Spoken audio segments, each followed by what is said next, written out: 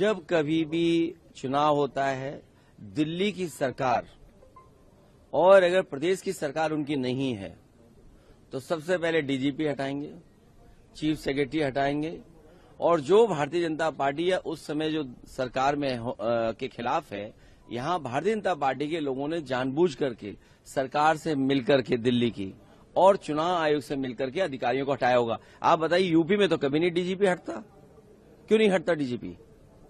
जब जब चुनाव हुआ है यूपी में, चुनाव आयोग को कितनी शिकायतें की गई, कभी चुनाव आयोग ने हटाया?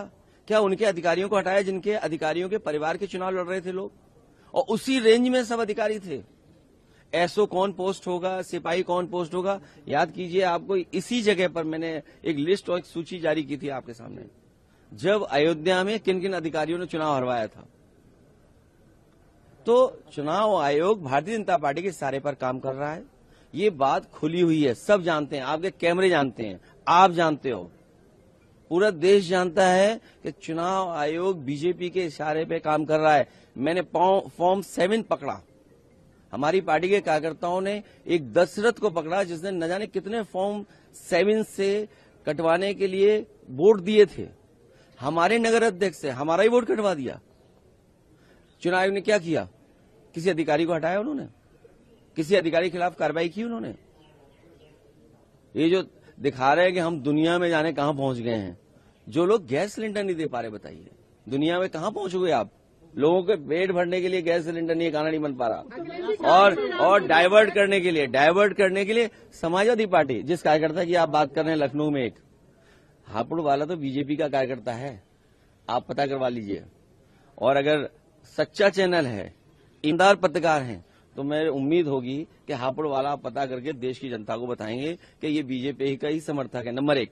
नंबर 2, जो लखनऊ का है, क्योंकि वो चुनाव लड़ता है तो बीजेपी को मौका मिल गया।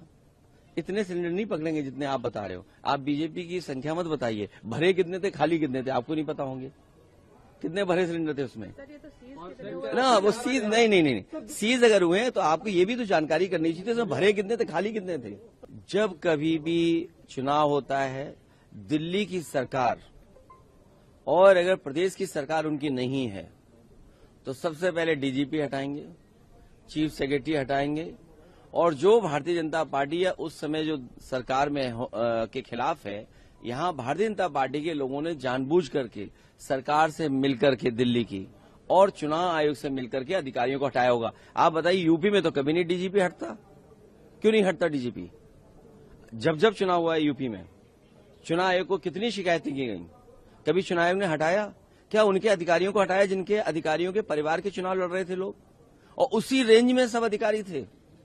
एसओ कौन पोस्ट होगा, सिपाही कौन पोस्ट होगा, याद कीजिए। आपको इसी जगह पर मैंने एक लिस्ट और एक सूची जारी की थी आपके सामने, जब अयोध्या में किन किन अधिकारियों ने चुनाव हरवाया था।